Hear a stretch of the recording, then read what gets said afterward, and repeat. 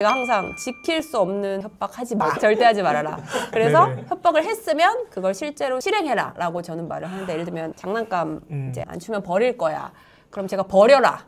저야 그래요. 왜냐하면 그게 진짜 이중 언어의 진심이거든요. 근데 한 문장만 제가 영어로 해도 네. 아빠 영어 하지 마. 네네. 이제 일상에 있어서 소통이 안 되는 상황이라는 게 되게 좌절감을 유발할 수 있는 그런 상황이다라는 거를 부모님이 일단은 인지를 하고 있어야 돼요. 그러면은 소통이 잘 안 되는 거기 때문에 방법은 또 힌트를 굉장히 많이 주셔야 돼요. 예를 들면 컵 좀 가져와 줄래? 라는 말을 한다면 Can you bring that cup? 그냥 이렇게 하면 당연히 이제 소통이 안 된다고 느낄 거예요. 네. 근데 예를 들면 육아 전문가들이 영어를 조기 교육이니까 하면 네. 안 된다. 뭐 모국어 발달을 방해할 맞아요. 수 있다 하는 그런 말들이 별로 의미가 없어져요. 왜냐면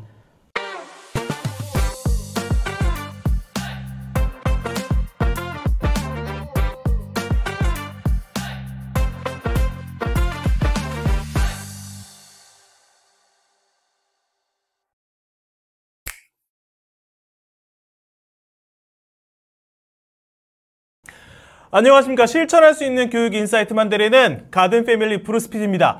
여러분, 오늘의 가든 게스트는요, 자녀 교육계의 아이유.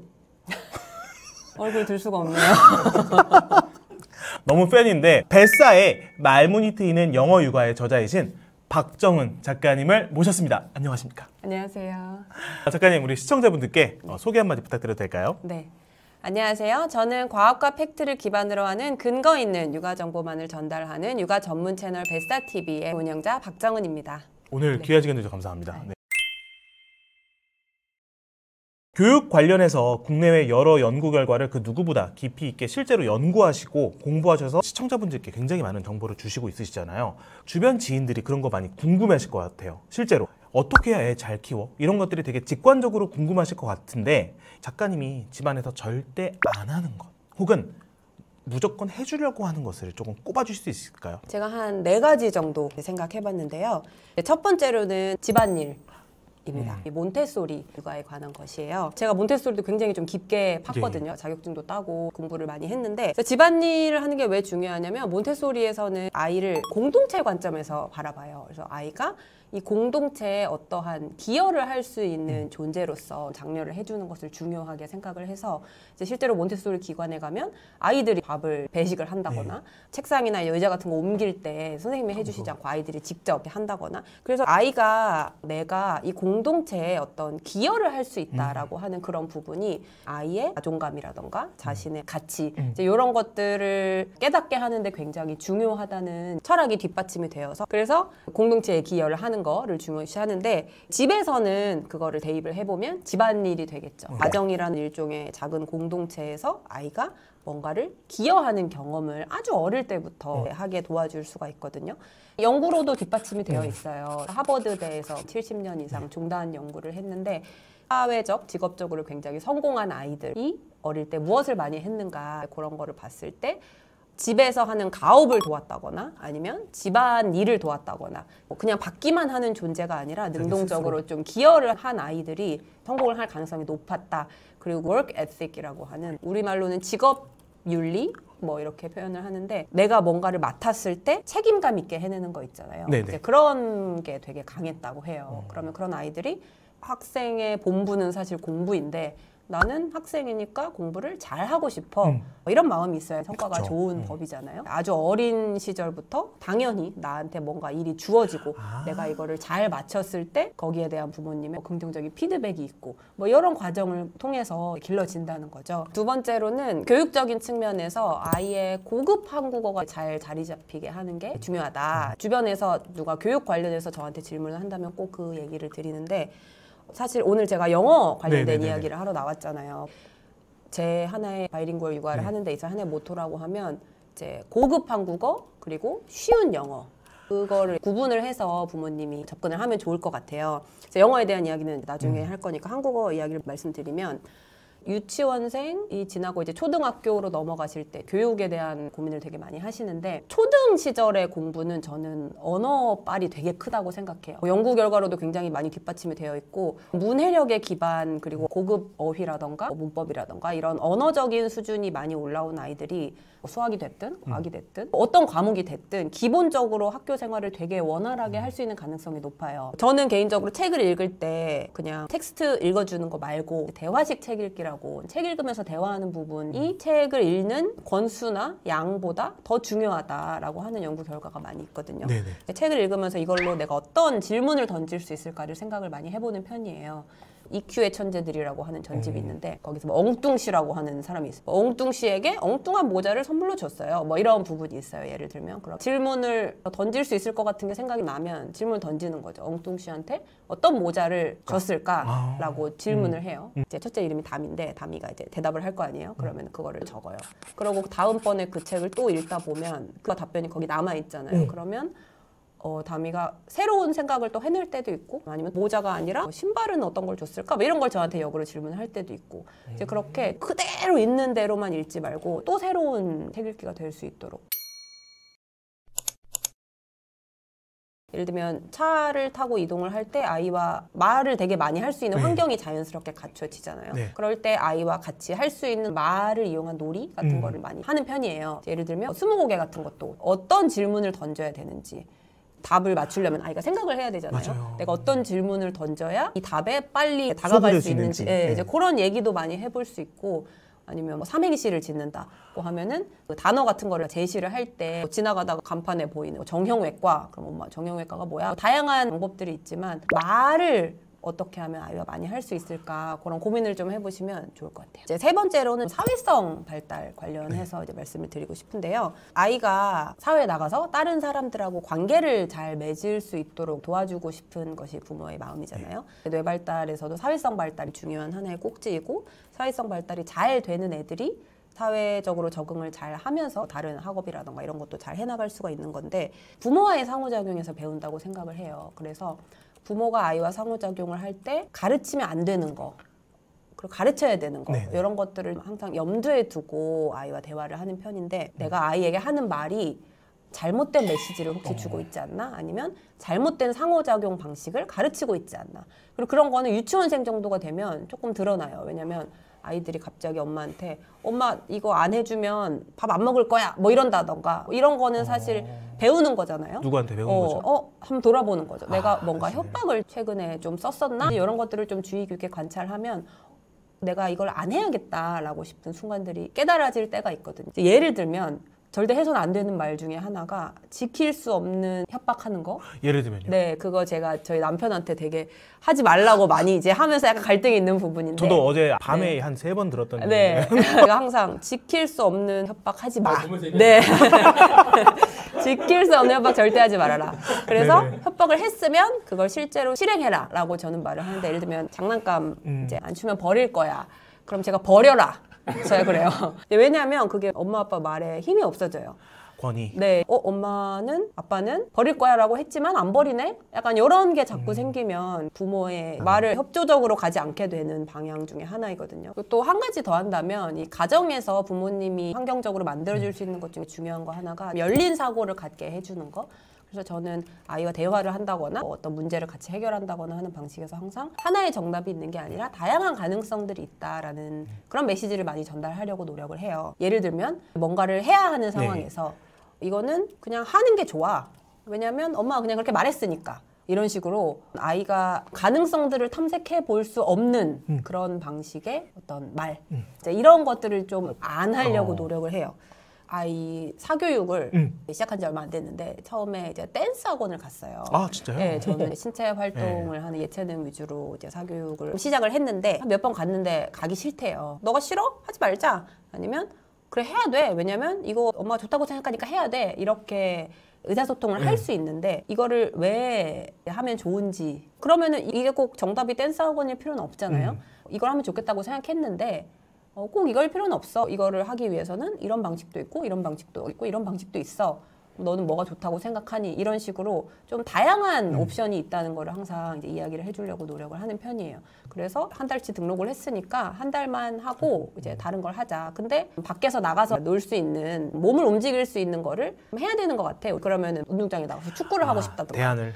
뛰어노는 키즈 네. 카페에 가서 놀고 싶다던가, 그런 식으로 다른 대안을 아이가 생각을 하기도 하고 제가 또 다른 대안을 주기도 하고, 이제 그런 식으로 가능성들을 늘어놓고 같이 방향을 찾아 나가는 거. 이제 그런 것들은 한 유치원생 정도 되면 이제 소통이 좀 되기 때문에 충분히 할 수 있거든요. 그런 게 열린 사고 방식을 만드는데 도움이 된다고 생각합니다. 네. 오늘 말씀드릴 바이링구얼 네. 육아를 시작하게 된 결정적인 계기 중에 하나였던 게, 바이링구얼 육아는 두 가지의 언어를 아이가 어렸을 때부터 경험을 하도록 해주는 육아 방식인데, 예를 들면 이 책이 있는데 이거는 책일 수도 있고 북일 수도 있다 라는 그런 경험을 했던 사람이 사고 방식에 있어서 하나의 정답이 있는 게 아니라 이것은 이거일 수도 있고 저거일 수도 있고 하는 오픈 마인드인 성향을 띠게 될 가능성이 이제 높아진다라고 하는 연구 결과를 제가 읽었어요. 그래서 그거를 보고 언어를 이제 노출해 주는 것에 단순히 영어를 잘하고 토익 점수를 잘 받고 이런 것보다 사고하는 방식이라던가 뭐 그런 데도 영향을 미칠 수 있겠다라는 생각이 들어서 시작을 하게 된 계기가 됐습니다.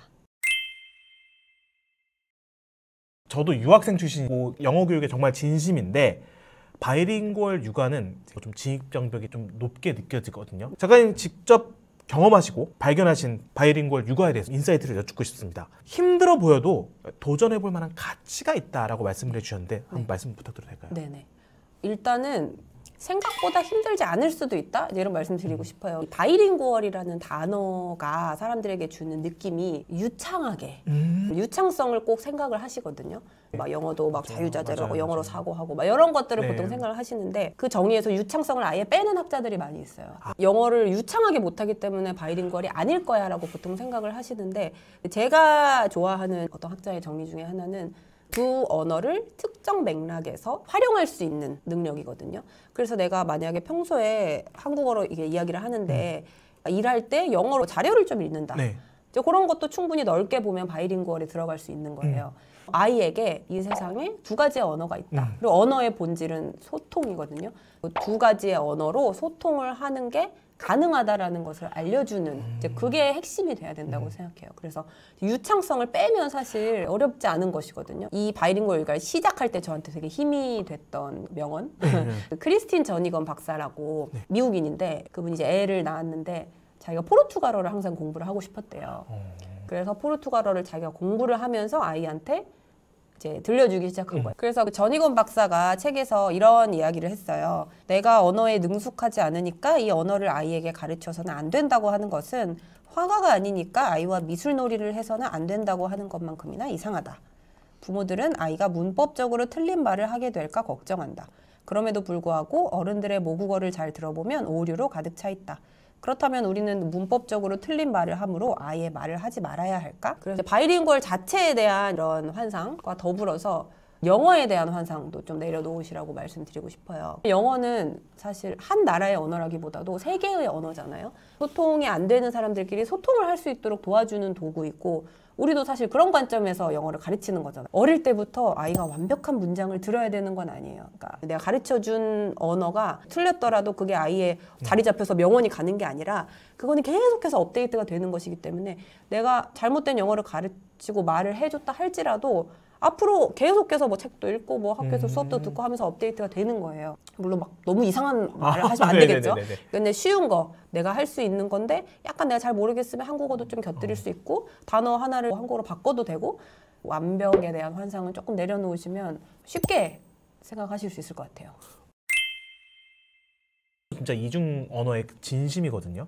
근데 한 문장만 제가 영어로 해도 네. 아빠 영어 하지 마. 네네. 제가 그런 질문 되게 많이 받았어요. 첫 번째로 아이 입장에서는 부자연스러운 상황일 수밖에 없고요. 네. 그리고 두 번째로는 아이들이 그 소통을 잘 못할 때 오는 좌절감이 있어요. 이제 일상에 있어서 소통이 안 되는 상황이라는 게 되게 좌절감을 유발할 수 있는 그런 상황이다라는 거를 부모님이 일단은 인지를 하고 있어야 돼요. 그리고 그런 상황이 발생했을 때 당연히 싫다고 할 수 있겠구나라는 그런 기본 바탕을 깔고, 그러면은 소통이 잘 안 되는 거기 때문에 방법은 영어로 하더라도 소통이 잘 될 수 있게 최대한 도와주는 거죠. 그러면 두 가지 방법이 있는데, 일단 언어 수준을 굉장히 쉽게 낮추는 거, 완전 쉬운 것부터, 그리고 두 번째는 힌트를 굉장히 많이 주셔야 돼요. 힌트 예를 들면요. 그 돌쟁이 애한테 설명하듯이 예를 들면 컵 좀 가져와 줄래? 라는 말을 한다면 Can you bring that cup? 그냥 이렇게 하면 당연히 이제 소통이 안 된다고 느낄 거예요. 네. 근데 예를 들면 아이 눈을 보면서 책상 앞에 있는 컵을 가리키면서 제가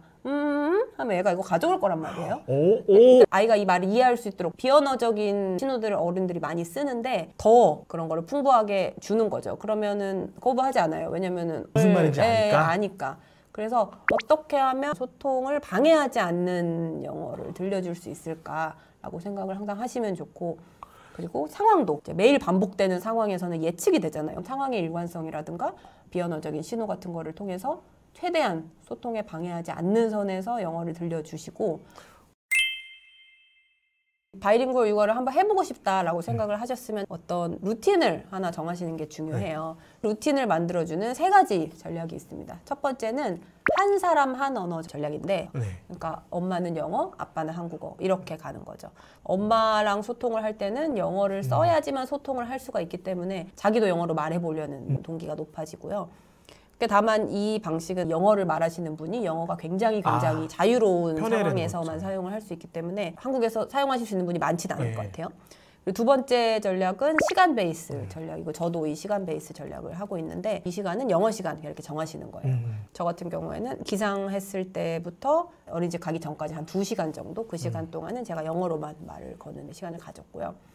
언제라도 상관없어요. 주말에만 영어 이렇게 해도 되고, 자기 전 30분 영어 이렇게 해도 되고, 중요한 건 그 시간을 채울 수 있을 만큼 엄마의 영어 수준이 이제 올라와야 된다는 거. 내가 만약에 잘 못한다 그러면 5분 이렇게 하셔도 돼요. 왜냐면 내가 잘 못하는데 1시간, 2시간을 하려고 하다 보면 엄마도 스트레스일 수도 있고, 이제 아이도 그 시간 동안에 너무 빈곤한 언어만을 듣게 돼서 언어 발달에 문제가 생길 수도 있고요. 그래서 이 시간 베이스 전략은 좀 신중하게 선택을 하시면 좋고, 이제 세 번째는 상황 베이스 전략이라고 하는 건데, 흔히 영유라고 하는 것이 말하자면 상황 베이스 전략일 수 있어요. 이제 기관에 가면 영어를 쓴다, 이런 상황에 맞게 이제 만들어주는 것이기 때문에, 집에서도 한다고 하면 아이와 보드게임을 할 때 우리는 영어로 한다, 뭐 이런 특정한 상황을 정하면 아침에 할 수도 있고 저녁에 할 수도 있잖아요. 아니면 요리를 할 때 영어로 한다던가, 아이가 좋아하는 활동이라던가 특별히 같이 하기 좋은 상황을 정해서 그때 이제 영어로만 하는 방법도 있겠죠.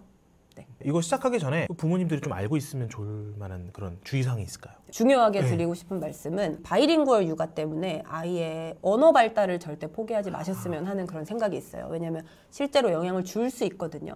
엄마 앞에 영어를 한다고 해서 언어 발달에 절대 아무런 영향을 주지 않습니다, 이건 아니에요. 영향을 줄 수 있어요. 근데 그거는 부모님이 어떻게 전략을 짜고 실행하느냐에 따라서 달라지는 부분인데, 제가 아까 시간 베이스 전략에 대해서 말씀을 드렸잖아요. 하루에 2시간 영어를 할 거야 라고 마음을 먹을 수 있는데, 그렇게 되면 그 2시간은 한국어를 들을 수 있는 시간을 빼서 그 영어에다가 주는 것이잖아요. 그래서 그 시간에 기회비용이 있다는 것을 늘 인식을 하셔야 돼요. 그리고 바이링구얼 육아를 한다, 이것보다 더 상위에 있는 원칙이라고 하면 풍부한 언어 환경을 들려준다. 이게 제일 중요해요. 그러려면 내 영어 수준이 당연히 높아야겠죠. 내가 익숙하지도 않은 영어를 가지고 풍부한 언어 환경을 만들어줄 수가 없어요. 부모의 영어 수준과 아이에게 영어로 소통하는 시간이 비례해야 돼요. 그래서 같이 성장한다라는 부분을 꼭 염두에 두셔야 돼요. 바이링구얼 육아 저는 되게 추천해드리고 싶은 게, 바이링구얼 육아를 하면서 영어가 늘 수 있어요. 제가 스피킹 연습을 계속 하는 거잖아요. 이럴 때면 언제예요? 네. 맞아요. 아이는 내가 틀렸다고 뭐라 하지도 않고 아주 쉬운 것부터 할 수 있고, 사실 저도 처음에 바이링구얼 육아 시작했을 때 스피킹이 그렇게 막 편하지는 않았어요. 진짜요? 저도 그냥 한국 교육 따라서 토익 시험 보고 이렇게 공부하는 세대이기 때문에 할 수는 있는데 되게 자유롭진 않았거든요. 근데 제가 4년을 했어요, 바이링구얼 육아를. 저도 아이와 하루 1-2시간 꾸준히 영어로 연습이 되니까 저도 영어 실력이 많이 올랐고, 그리고 실제로 제가 운영하는 바이링구얼 커뮤니티 내에서도 영어를 거의 못했는데 아이랑 이렇게 조금씩 쓰다 보니까 영어 실력이 많이 올라오셔서 지금은 루틴하게 하시게 된 분들도 꽤 있어요. 근데 여기서 이제 한 가지 이제 팁을 드리자면, 바이링구얼 육아를 처음 시작했을 때랑 이 책을 최근에 냈잖아요. 이 책을 낸 이 시점에 되게 다른 게 하나 있는데, 챗GPT가 나왔어요. 그래서 이게 되게 쉬워졌어요.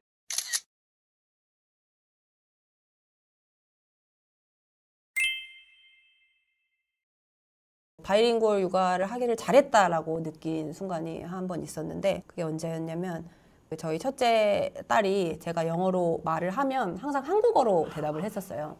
그러니까 얘는 한국어가 워낙 편하고 네. 이제 영어로 제가 말을 해줘도 하루 한두 시간보다 당연히 한국어를 듣는 시간이 훨씬 많았기 네네네. 때문에 한국어가 편하기 때문에 저한테 항상 한국어로 말을 했었는데 최근에 그러니까 영어로 약간 놀이하듯이 말을 하고 싶어 하더라고요. 근데 되게 못해요. 되게 엉터리 영어를 해요. 어떻게는 뭐라고 해? 그럼 내가 what if라고 하면 돼. what if 다나 ugly 뭐 이런 식으로 저한테 영어를 되게 네. 못하는데 하더라고요. 근데 제가 그때 되게 하길 잘했다는 생각이 든 게 저는 영어를 못해도 해도 된다라는 메시지를 주고 싶었어요. 왜냐면 우리는 영어를 완벽하게 말할 수 있어야만 내뱉을 수 있는 교육을 받았잖아요. 제가 책에서 이런 비유를 들었는데 태국에서 티셔츠 파는 청년이 영어 진짜 잘해요. 근데 막 완벽하지 않거든요. 근데 팔아야 되니까 소통을 되게 잘한단 말이에요. 내가 영어를 못해도 내뱉을 수 있는 그런 용기 그리고 그런 영어에 대한 좋은 정서? 못하면 어때? 뭐 me hungry 하면 어때? 그렇게 해도 이제 영어로 소통을 하고자 하는 의지를 저는 만들어주고 싶었고 그게 있으면 나중에 자기가 알아서 더 올바른 영어 많이 들으면서 알아서 영어 수준은 올라가고 정확한 영어를 찾아갈 거라고 저는 생각을 해요. 그래서 그 순간이 저한테 되게 하길 잘했다라는 순간이고 이거를 공유를 드리고 싶었고 이제 교육적인 관점으로 영어를 접근하면 제가 아까 말씀드렸던 것처럼 어떻게 하면 얘가 영어로 말을 하고 어떻게 하면 영어를 더 잘 이해하고 여기에 꽂힐 수밖에 없어요. 근데 그게 바로 조기 교육이 되는 거거든요. 예를 들면 영어를 시작했어. 근데 얘가 영어를 하는데 말은 안 해. 그럼 어떻게 하면 얘가 말을 할까? 그걸 막 찾아봐요. 그러면 말을 하도록 유도하려면 원어민 수업도 해야 되고 영어로 막 뭐 들려줘야 되고 막 마더구스 해야 되고 뭐 이런 것들을 하다 보면은 그게 이제 교육으로 가는 건데 교육이 아니라 언어 관점으로 바라보시면 육아 전문가들이 영어를 조기 교육이니까 하면 안 된다. 뭐 모국어 발달을 방해할 수 있다 하는 그런 말들이 별로 의미가 없어져요. 왜냐면 교육이 아니니까. 그래서 영어는 언어다라는 거를 기억을 하시면서 이거를 시작을 하시더라도 내가 욕심을 내서 조급해지려는 순간에 되게 잘 컨트롤을 하셔서 내 몫은 영어로 소통하는 경험 만들어 주시는 것이다. 한 번 더 다짐을 하고 이렇게 중심을 잘 잡으시고 가셨으면 좋겠습니다. 여러분 오늘 영상 어떠셨나요? 오늘 영상이 도움이 되셨다면 구독과 좋아요 부탁드리고요. 우리 작가님의 신간도서 뱃사의 말문이 트이는 영어 육아에도 많은 관심 부탁드리도록 하겠습니다. 작가님 오늘 귀한 시간 내주셔서 감사합니다. 네, 감사합니다. 감사합니다. 네.